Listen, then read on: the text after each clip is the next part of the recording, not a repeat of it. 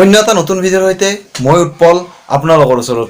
এই ভিডিঅ'টো বনোৱাৰ উদ্দেশ্য হৈছে যে যিকোনো শুভ অনুষ্ঠান এটাত ধৰক বিয়া বা কোনোবাৰ ভাতমুখত দিয়া বা কোনোবাৰ ডাঙৰকৈ জন্মদিন যিকোনো অনুষ্ঠানত যিসকলে কেটাৰিঙত কাম কৰিব যায় বা যিসকল কেমেৰামেন হয় বা যিসকলে লেবাৰত কাম কৰিবলৈ যায় তেওঁলোকৰ বিষয়ে।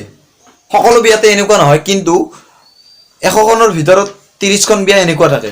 অকল বিয়াই নহয়, যিকোনো কাজ তেনেকুৱা কেনেকুৱা চাবলৈ সম্পূৰ্ণকৈ ভিডিঅ'টো চাই থাকক আৰু শেষত গম পাব এই ভিডিঅ'টোৰ মূল লক্ষ্য আৰু উদ্দেশ্য কি। ঠিক আছে বিয়া ঘৰীয়াৰ মানুহ ঠিক আছে দিয়ক কামখিনি কৰকচোন। এই 11টা বাজিল, ৰিচিপশ্যনত চলি কি আহিবা নাই নেকি? তোৰ ইমান দেৰি লাগে, ডেস্ক বেঞ্চ মানে ঠিক কৰবাই আছে, সিহঁতৰ আগ্ৰহ দি আছো। দাদা কেটাৰিং চাৰ্ভিচমেন আমি আহি পালোঁ দিয়ক, মানে অলপ চিনি নাপাওঁ যে সেইকাৰণে অলপ দেৰি হ'ল। আমি সিফালে গুচি গৈছিলোঁ দিয়ক, আমি কামখিনি কৰোঁ। হ'ব তহঁতৰ বাহানা গম পোৱা আছে, যাই দিয়া কামত তোৰ। 2 hours later. ইয়াত সকলো ৰেডি থাক, ভাত পাঠ কৰা হৈছে, ভাত দিব লাগে এতিয়া। এই বাল্টিং চাল্টিং আনি কিনে চব্জি ভৰিলোঁ, মানুহ আহিব আছে আৰু পাঠ কৰা হ'ল।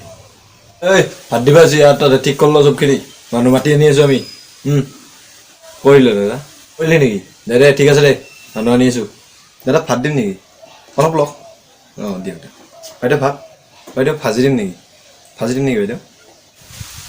এই দালি লৈ এইফালে, দালি দে। এই চব্জি পোৱা নাই, কি কৰি আছা তাতে? দাদা ভাত দিম নেকি? অলপ লওক। দিয়ক বাইদেউ ভাত দেখা নাপা? মানুহ আহি বহি আছে ইয়াতে, বাইদেউ ভাজি দিম নেকি? পানী লৈ যায়।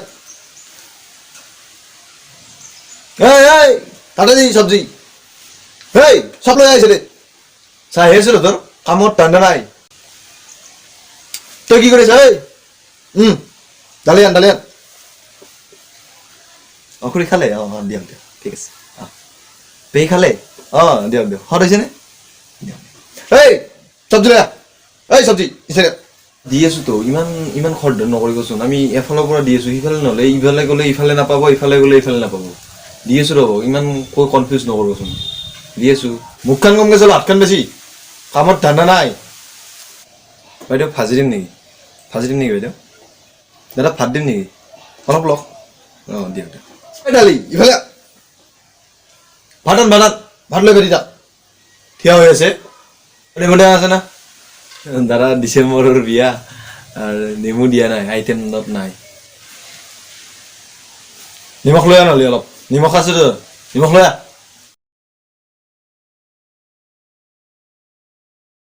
আমাৰ প্ৰায়ভাগ বিয়াবোৰত যিসকল ৰিচিপশ্যন কাম কৰিবলৈ যায়, অৰ্থাৎ কেটাৰিঙৰ যিখিনি ল'ৰা থাকে, সেই ল'ৰাখিনিয়ে প্ৰায় এনেকুৱা সমস্যাৰ সন্মুখীন হয়। একচুৱেলি সমস্যা নহয়, কাৰণ তেওঁলোকে এইবোৰ সমস্যা বুলি নাভাবে। আমাৰ যেতিয়া ল'ৰা এজনে, তেওঁলোকে কিন্তু কোনো ল'ৰাই খাবলৈ টান হোৱাত সি ৰিচিপশ্যন মাৰিব নাযায়। এইটো কথা সকলোৱে জানি লোৱা উচিত যে কোনো এজন ষ্টুডেণ্টে ৰিচিপশ্যন মাৰিবলৈ যে যায়, তেওঁ ঘৰত খাবলৈ একো নাই, তেওঁ তাৰ কাৰণে যায়, তেনেকুৱা নহয়। একচুৱেলি কি হয়, তেওঁলোকে পঢ়ি থাকে, তো পঢ়ি থাকিলেও ঘৰত কিছুমান বস্তুৰ অভাৱ হয়, বহুত অভাৱ হয়। তেতিয়া সেই অভাৱ পূৰণ কৰিবলৈ তেওঁলোকে ৰিচিপশ্যন কৰিবলৈ যায়। আৰু ৰিচিপশ্যনত এনেকুৱা নহয় ৰিচিপশ্যনত চব ল'ৰাই ভাল, ল'ৰা বেয়াও আছে, তাতো কিছুমানে যায় মদ খাই হাল্লা কৰে। কিন্তু বেছিভাগ ল'ৰাকে আপোনালোকে যে মানে দুৰ্ব্যৱহাৰ কৰিব, এইটো ভাল কথা নহয়। চাওক, কেটাৰিঙত কাম কৰা বহু সংখ্যক ল'ৰা প্ৰায় ষ্টুডেণ্ট, কাৰণ তেওঁলোকে পঢ়ি থকা সময়তো কি হয়, তেওঁলোকক কিছুমান বস্তুৰ প্ৰয়োজন হয়, যিবিলাক তেওঁলোকে ঘৰত ক'ব আচলতে ইচ্ছাই নকৰে। ধৰক স্কুলৰ পৰা শিক্ষামূলক ভৱন এটাত যাব, তাত তেওঁলোকে ঘৰৰ পৰা পইচা খোজাটো নিবিচাৰে, কাৰণ ঘৰত তেওঁলোকৰ সেনেকুৱা পৰিৱেশ নাই। তেওঁলোকে ঘৰত পইচা খুজিব, ডাইৰেক্ট দি দিব, দেউতাকে কিন্তু হাজিৰা কৰে। তো সেনেকুৱা ল'ৰাবোৰে প্ৰায়ভাগ সেনেকুৱা ল'ৰাই ৰিচিপশ্যন মাৰিবলৈ যায়। কিন্তু তাতে যদি তেওঁলোকে যাই কিনে এনেকুৱা ব্যৱহাৰৰ সন্মুখীন হয়, তেতিয়া তেওঁলোকে বহুত দুখ পায়। আৰু সকলো ল'ৰা অভদ্ৰ নহয়। আৰু এটা কথা কওঁ, পুলিচৰ চাকৰি কৰিলেও কিছুমান বেয়া থাকে, কিছুমান ভাল থাকে, আপোনালোকে দেখিয়ে থাকে।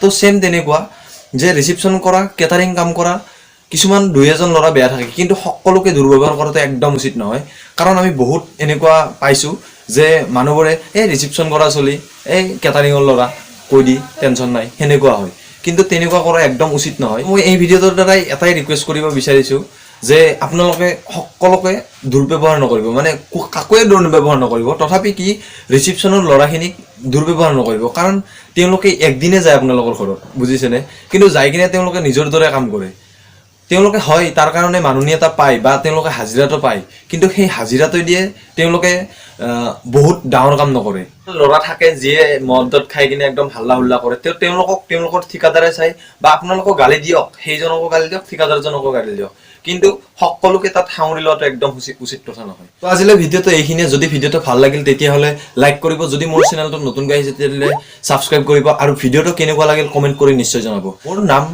উৎপল কিন্তু মই ইউটিউব চেনেলটোৰ নাম দিছোঁ XYZ কাৰণ মোৰ ইয়াত যিকোনো ধৰণৰ ভিডিঅ' আহি যাব পাৰে তো সেইকাৰণে আপোনালোকে চেনেলটো ছাবস্ক্ৰাইব কৰি ৰাখক আৰু ভিডিঅ'টো কেনেকুৱা লাগিল কমেণ্টত নিশ্চয় জনাব তো আজিলৈ মানে ধন্যবাদ